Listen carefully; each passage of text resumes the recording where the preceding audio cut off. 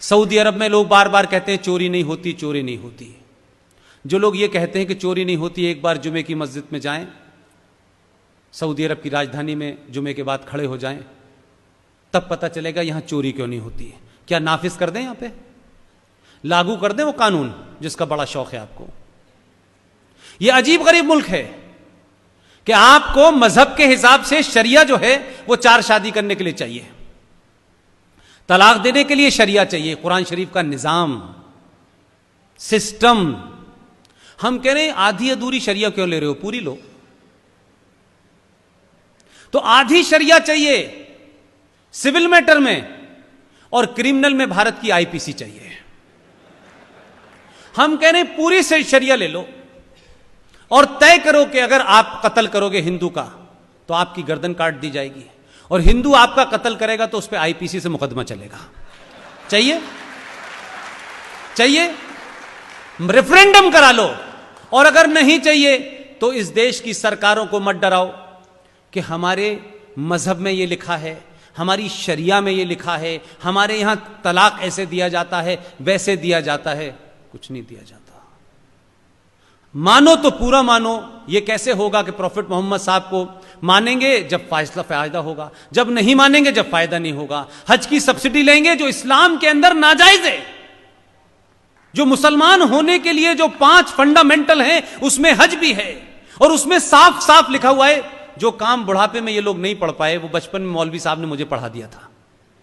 उसमें साफ लिखा हुआ है किसी दूसरे के पैसे से नहीं, किसी इंटरेस्ट के पैसे से नहीं, किसी नाजायज कमाई से नहीं, अपनी कमाई किए हुए पैसे से आप हज करने जाएंगे तभी वो जायज है।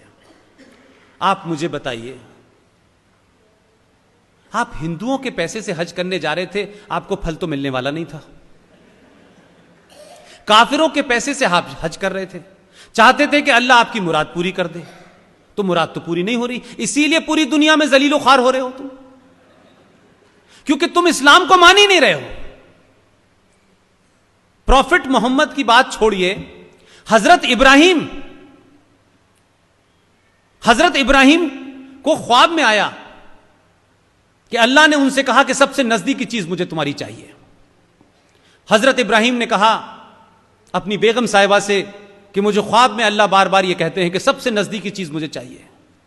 तो उनकी बेगम साहिबा ने कहा कि हम तो बहुत गरीब लोग हैं, हमारे पास तो बेटा है, बेटा इस्माइल है, यही हमारे सबसे नजदीक है, ये दे दीजिए। हजरत इब्राहिम अपने बेटे को लेकर अल्लाह की राह में देने चले गए। बेटे ने रास्ते में पूछा कि कहां ले जा रहे हैं अब्बा, तो उन्होंने कहा कि ऐसे ऐसे अल्लाह ने कहा है कि सबसे नजदीकी चीज मांगी है, मेरे पास तुम्हारे अलावा सबसे नजदीकी कोई चीज ही नहीं है।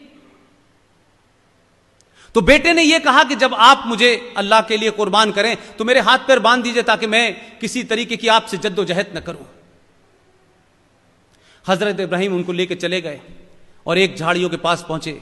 वहां जाकर के उन्होंने हजरत इस्माइल को रख दिया, और जब फरसा उठा के काटने लगे तो उसी बीच में एक चमत्कार हुआ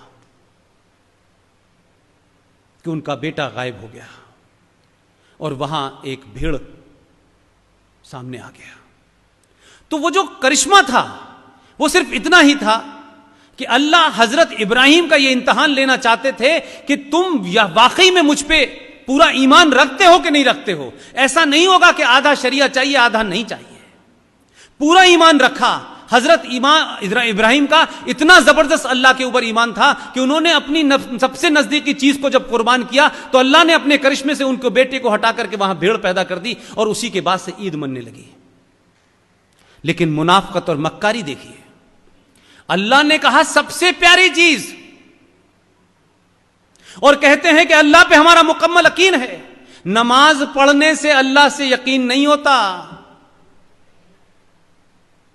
सड़क पे नमाज पढ़ोगे, ये बताओगे, डेमोन्स्ट्रेट करके ताकत दिखाओगे कि हम इस मुल्क के अंदर सड़क रोक सकते हैं, उससे तुमको अल्लाह मेहरबान होने वाला नहीं है। और झूठ और मक्कारी क्या है कि ईद से एक दिन पहले बाजार से 5,000 रुपए का बकरा लाए, काटा और खुद ही खा गए, और कहा कि हमने अल्लाह की ख्वाहिश पूरी की है। अल्लाह ने तो बेटा मांगा था, पूरा यकीन है तो दो। अगर यकीन है अल्लाह के ऊपर और तुम कहते हो हमारा मुकम्मल है, तो दो अपने बेटे को। वो अल्लाह अगर तुम्हारे ऊपर यकीन रखता है तो उसको भी बदल देगा हजरत इब्राहिम की तरह। लेकिन नहीं, ये बेवकूफ बनाने की दुकान चला रखी है, पूरी दुनिया में चल रही है। लिहाजा जो अच्छा है वो हम मानेंगे, जो हमें लग रहा है। इसलिए भारत, पाकिस्तान, बांग्लादेश से लेकर के पूरी दुनिया में जिस इस्लाम को आप देख रहे हैं वो इस्लाम नहीं है। इस्लाम के नाम पर पावर कैप्चर करने के लिए एक आइडियोलॉजी की तरह इस्लाम इस्तेमाल हो रहा है। डराओ, धमकाओ, डर गए तो ठीक है, नहीं डर गए तो लड़ो।